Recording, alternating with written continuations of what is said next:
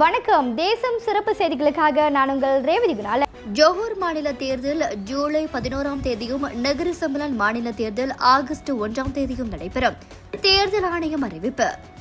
Johor மாநில சட்டமன்ற தேர்தல் ஜூலை 11ஆம் தேதியும் நகரி சம்பளன் மாநில தேர்தல் ஆகஸ்ட் 1ஆம் தேதியும் நடைபெறும் என தேர்தல் ஆணையத்தின் தலைவர் ரம்ஜான் ஹருன் தெரிவித்தார்.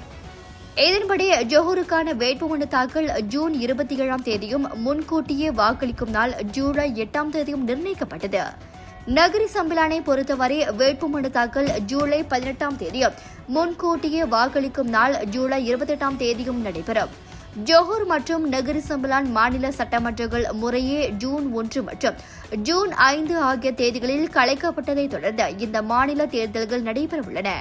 தேர்தல் ஆணைய தலைவர் ரம்லானின் தகவலின்படி ஜோஹர் மாநில தேர்தலுக்கு சுமார் 86.8 மில்லியன் ரிங்கிட்டும், நகரி சம்பிலான் மாநில தேர்தலுக்கு 80.6 மில்லியன் ரிங்கிட்டும் நிதி ஒதுக்கீடு தேவைப்படும் என மதிப்பிடப்பட்டுள்ளது. ஜோஹர் மாநிலத்தில் மொத்தம் 2.72 மில்லியன் வாக்காளர்கள் வாக்களிக்க தகுதியுடையவர்கள். இதில் 2.7 மில்லியன் சாதாரண வாக்காளர்கள், 12,041 ராணுவத்தினர் மற்றும் அவர்களது வாழ்க்கை துணைகள், 12,710 காவல்துறையினர் மற்றும் அவர்களது வாழ்க்கை துணையினர் அடங்குவர். நகரி சம்பிலான் மாநிலத்தில் 8,89,490 வாக்காளர்கள் உள்ளனர். இதில் 8,67,151 சாதாரண வாக்காளர்கள், 16,884 ராணுவத்தினர் மற்றும் அவர்களது வாழ்க்கை துணைகள், 5,455 காவல்துறையினர் உள்ளனர்.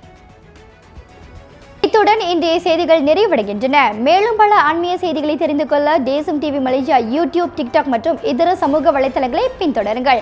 உங்களிடமிருந்து விடைபெறுவது நான் உங்கள் ரேவதி குணாலன். மக்களோடு தேசம், தேசத்தோடு மக்கள். நன்றி, வணக்கம். ஒரு வீட்டுக்கு ஒரு பட்டதாரி எனும் நிலை போய் ஒரு வீட்டுக்கு பல மருத்துவர்களை உருவாக்கும் நடவடிக்கையில் இறங்கியுள்ளது எய்ம்ஸ் பல்கலைக்கழகம். இந்திய மாணவர்களின் எதிர்காலத்திற்கு அடித்தளம் அமைக்கும் எய்ம்ஸ் பல்கலைக்கழகம் MIED வழி மாணவர்களின் பொருளாதார பிரச்சனையை கல்வி உபகார சம்பளம், கல்வி கடனுதவி மூலம் தீர்த்து வைக்கிறது. எய்ம்ஸ் பல்கலைக்கழகம் தரத்தில் உயர்ந்தது, போதனைகள் சிறந்தது, மாணவர்களுக்கு நிலையானது. இன்றைய நாடுகள் எய்ம்ஸ் பல்கலைக்கழகம்.